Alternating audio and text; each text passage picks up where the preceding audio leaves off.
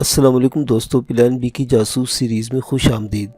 معزز سامعین حضرات، آئیے سنتے ہیں عنایت اللہ کی جنگی سرگزشت منزل اور مسافر قسط نمبر 19۔ معزز سامعین، آپ سے امید کی جاتی ہے کہ ویڈیو کو لائک کریں اور چینل کو بھی سبسکرائب کر دیں، شکریہ۔ میرے کان غار کے اندر لگے ہوئے تھے اور جب بجلی چمکتی تھی تو میں وہاں دیکھ لیتا جہاں تک اس کی روشنی پہنچتی تھی۔ طوفان بعد و بارہ جاری رہا، شاید 1 گھنٹہ یا اس سے کچھ کم یا زیادہ وقت گزرا ہوگا تو طوفان کی شدت میں کمی آنے لگی اور اس کے ساتھ ہی تاریکی بھی کم ہونے لگی، اور یہ دیکھ کر مجھے کچھ سکون ملا کہ ابھی دن کی روشنی یا شام کی کچھ روشنی باقی تھی۔ بجلیوں سے لدے ہوئے گھٹائیں آگے چلی گئی تو روشنی ہو گئی، لیکن یہ روشنی ویسی تھی جیسے سورج غروب ہونے کے بعد کچھ دیر رہتی ہے۔ میرے لیے فیصلہ کرنا بہت مشکل تھا کہ میں بیٹھا رہوں یا نکل جاؤں، لیکن وہاں سے نکل کر جاتا کہاں؟ میرے لیے کوئی اور پناہ نہیں تھی۔ اگر بارش نہ ہوئی ہوتی تو میں باہر کہیں درخت کے نیچے جا سوتا۔ اس غار میں سو جانا خطرے سے خالی نہیں تھا۔ کچھ بھیڑیے تو آ گئے تھے، مجھے خطرہ نظر آنے لگا کہ رات کو نہ جانے کتنے درندے اس پناہ میں آ جائیں۔ ان میں شیر بھی ہو سکتا تھا، سانپ بھی ہو سکتے تھے، اور یہ تو میں نے پہلے ہی سنا تھا کہ برما کے کالے بچھو بڑے زہریلے اور سانپوں سے زیادہ خطرناک ہوتے ہیں۔ میرے لیے کوئی راہ فرار نہیں تھی، مجھے رات میں ہی گزارنی تھی۔ باہر نکلنے پر غور کیا تو وہاں یہ خطرہ تھا کہ زمین کھڈوں والی تھی، اور یہ اندازہ کرنا مشکل تھا کہ کھڈے جو پانی سے بھر گئے ہیں ان میں کون سا گہرا اور کون سا کم گہرا ہے۔ میں اندازہ کر سکتا تھا کہ باہر کس طرح جل تھل ہو چکا ہوگا۔ یہ سب کچھ سوچ کر میں اس فیصلے پر پہنچا کہ یہیں بیٹھا رہوں، آنکھ بھی نہ جھپکوں اور رات ایسے ہی گزار دوں۔ شام کا دھند لگا تاریک ہونے لگا اور بارش تھم گئی، ذرا ذرا سی پھوار پڑ رہی تھی اور ہوا کی تیزی بھی کم ہو گئی تھی۔ بھوک نے الگ پریشان کرنا شروع کر دیا، لیکن یہاں تو جان کا خطرہ تھا، اس لیے بھوک پر قابو پانا کوئی مشکل نہیں تھا۔ ذرا ہی دیر بعد طوفان بالکل ہی تھم گیا اور باہر خاموشی چھا گئی۔ تاریکی کچھ زیادہ ہو گئی، مجھے اپنے قریب ہلکی ہلکی غراہٹ سنائی دی۔ میں اتنا جانتا تھا کہ ہر درندے کی اپنی اپنی کچھار ہوتی ہے اور جہاں وہ رات بسر کرتا ہے اور اپنے بچوں کو وہی رکھتا ہے۔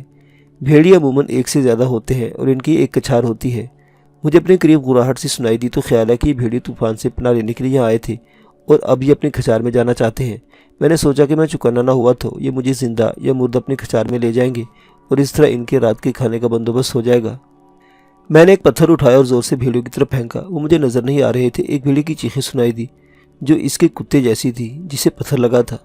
میں نے ایک پتھر اور مارا، اس کے ساتھ ہی مجھے ان کے دوڑتے قدموں کی ہلکی ہلکی آہٹیں سنائی دی۔ میں نے ایک اور پتھر ان کے پیچھے پھینکا۔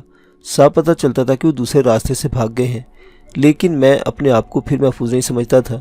میں چوکنا اور بالکل بیدار رہا۔ سوچتے سوچتے ایک بات بھی میرے ذہن میں آئی کہ اس ملک کے ایک بڑے حصے میں جنگ لڑی جا رہی ہے، وہاں کے تمام درندے ادھر بھاگ کر اس طرف آگے ہوں گے۔ بھیڑیوں کی تو میں تعداد دوبارہ دیکھ چکا تھا۔ مجھے یاد ہے کہ اپنے کسی ساتھی نے بتایا تھا کہ برما کے جنگلوں میں دھاری دار شیر بھی ہوتا ہے۔ یہ تو مجھے معلوم تھا کہ بنگال کے جنگلوں میں شیر خاصی تعداد میں پایا جاتا ہے اور اسے بنگال ٹائیگر کا نام دیا گیا ہے۔ میں خدا سے مدد مانگنے کے سوا کچھ بھی نہیں کر سکتا تھا۔ بیٹھ کر میں تنگ آ گیا تو اٹھ کھڑا ہوا، کچھ پھرا اور پھر بیٹھ گیا۔ رات اسی طرح گزرتی چلی گئی، لیکن میں محسوس کر رہا تھا کہ رات گزر نہیں رہی اور وقت اس غار کے دہانے پر آ کر رک گیا ہے اور یہ رات کبھی نہیں گزرے گی۔ رات گزر گئی اور یہ گزری جیسے عمر ہی گزر گئی ہو۔ میں نے ساری رات بیدار رہنے کی کوشش کی، لیکن جوانی کی عمر تھی اور آپ جانتے ہیں کہ جوانی کی نیند پر قابو پانا کس قدر مشکل ہوتا ہے۔ 2 مرتبہ یوں ہوا کہ بیٹھے بیٹھے میری آنکھ لگ گئی۔ میں بتا نہیں سکتا کہ میں کتنی دیر سویا رہا، یہ بتا سکتا ہوں کہ آنکھ کھلی تو میں ہڑبڑا کر اٹھا۔ دل پر خوف کی گرفت تھی۔ میں نے غار کے اندر اور باہر دیکھا، تاریکی تھی، کچھ نظر نہ آیا۔ تیسری بار میں نے اللہ کا شکر ادا کیا کہ رات گزر گئی ہے اور خیریت سے گزر گئی ہے۔ میں اٹھا اور پھر اس غار یا سرنگ کے اندر چلا گیا۔ ہڈیوں کے ڈھانچے اسی طرح پڑے تھے۔ میں ان کے قریب سے گزر گیا۔ آگے سرنگ دائیں طرف جاتی تھی اور مزید کشادہ ہو گئی تھی۔ اگلے دھانے سے بھی روشنی آ رہی تھی۔ میں اس راستے پر نکل گیا۔ میں آگے نہ چل سکا کیونکہ آگے کی 15-20 گز دور ایک ایسی ہی سیاہ چٹان قلعے کی دیوار کی طرح کھڑی دور تک چلی گئی تھی اور آگے جا کر یہ دونوں چٹانیں ملی ہوئی تھیں۔ ان کے درمیان ایک جھیل بنی ہوئی تھی۔ یہ رات کی بارش کا پانی تھا۔ میری دائیں طرف چٹانیں کھلتی جاتی تھیں اور آگے علاقہ صاف تھا۔ میرا خیال ہے کہ میں ان چٹانوں کی ساخت اور ہیبت بیان نہیں کر سکا۔ یہ کسی بڑے ہی قدیم قلعے کے کھنڈرات کا منظر پیش کر رہی تھی۔ میں پانی سے بچتا بچاتا ایک چٹان کے ساتھ چلتا آگے نکل گیا۔ کوئی مجھ سے پوچھے کہ میں اس سرنگ میں سے کیوں گزرا تھا تو میں کوئی تسلی بخش جواب نہیں دے سکوں گا۔ بعض اوقات انسان کسی ایسی صورتحال میں آ جاتا ہے کہ اس کی سوچنے کی صلاحیت دب جاتی ہے یا وقتی طور پر مر جاتی ہے اور وہ اپنے ذہن کے رحم و کرم پر ہوتا ہے یہ نہ سمجھنا کہ میں ایڈونچر کی خاطر اس سرنگ میں سے گزرا تھا۔ ہو سکتا ہے کہ میں نے شارٹ کٹ کیا ہو۔ بہرحال جو ہوا وہ یہ تھا کہ میں اس سرنگ میں سے گزرا تو ایسی دنیا میں داخل ہو گیا جس کے خدوخال بالکل ہی مختلف تھے۔ تھا تو وہ ہرا بھرا جنگل ہی، اونچے اونچے درخت بھی تھے اور ہری بھری گھاس بھی تھی، لیکن اس ہریالی میں چٹانیں ابھری ہوئی تھی، کوئی بہت اونچی، کوئی کم اونچی، کوئی گز 1.5 گز ہی اونچی تھی۔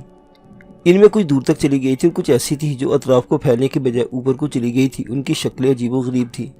مثلا ایک چٹان اس شکل کی تھی جیسے کوئی بوڑھا آدمی کمر دوہری کیے کھڑا ہو۔ چٹانوں کا یہ سلسلہ دور تک چلا گیا تھا۔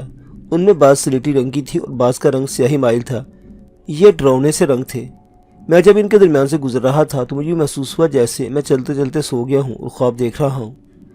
میں جب ان میں سے گزر رہا تھا تو بار بار یہ سوال میرے ذہن میں اٹھتا تھا کہ میں کہاں جا رہا ہوں۔ میرے ذہن سے صرف سوال اٹھتا تھا، جواب نہیں ملتا تھا۔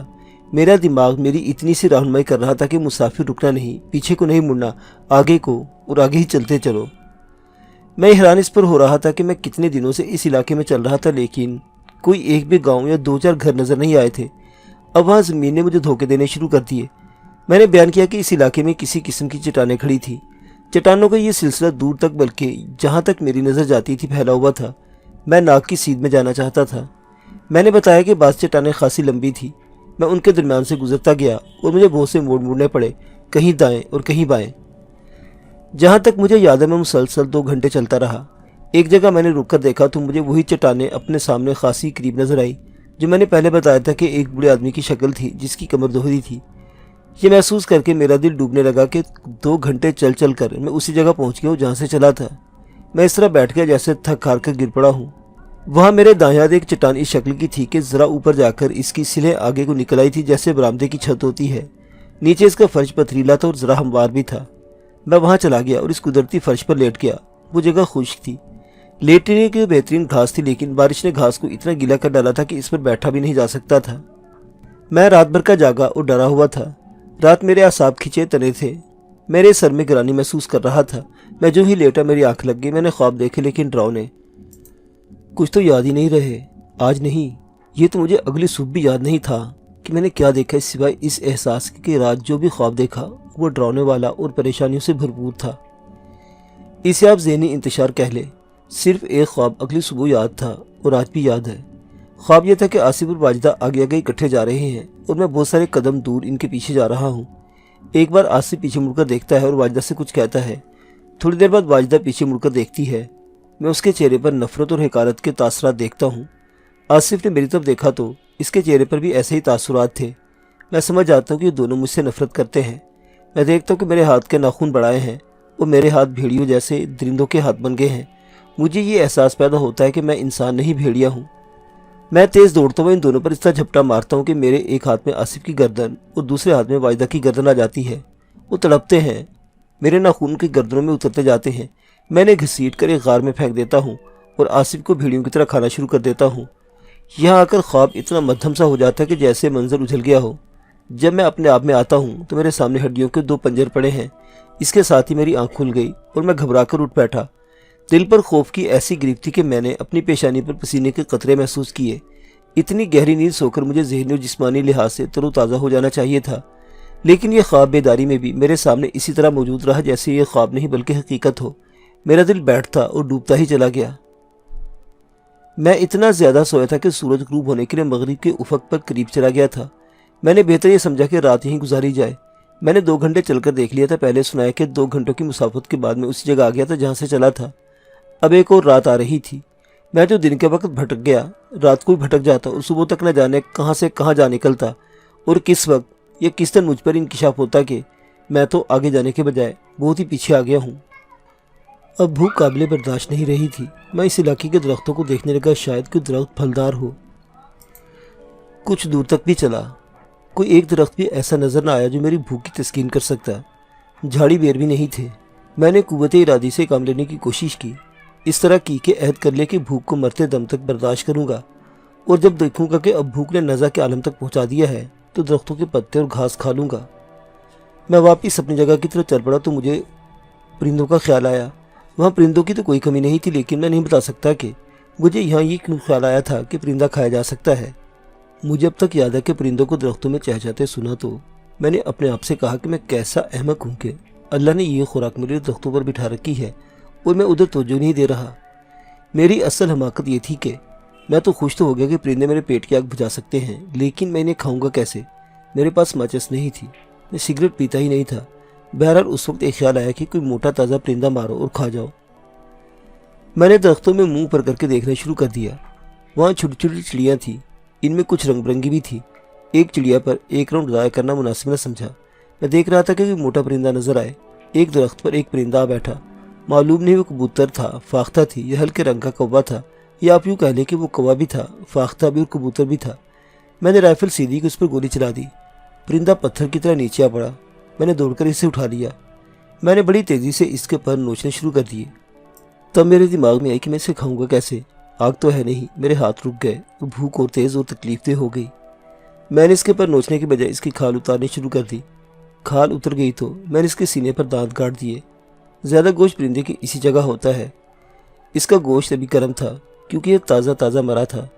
دانت گاڑنے میں مجھے جبڑوں کا پورا زور لگانا پڑا، لیکن میں انسان تھا، درندہ تو نہیں تھا کہ آسانی سے گوشت نوچ کر کھا لیتا۔ میرے دانت گوشت میں اتر تو گئے لیکن بوٹی نہ نوچ سکے۔ میں نے جھولے میں سے چاقو نکالا اور اس سے پرندے کے سینے میں ایک چھوٹی سی بوٹی کاٹی اور منہ میں ڈال کر چبانے لگا۔ چبائی نہیں جا رہی تھی۔ اس کے ساتھ ذائقہ برا لگا، ابکائی آئی۔ میں نے یوں بوٹی نکال لی اور سوچنے لگا کہ یہ کھاؤں یا پھینک دوں۔ کوئی اور چارہ کار نہ تھا۔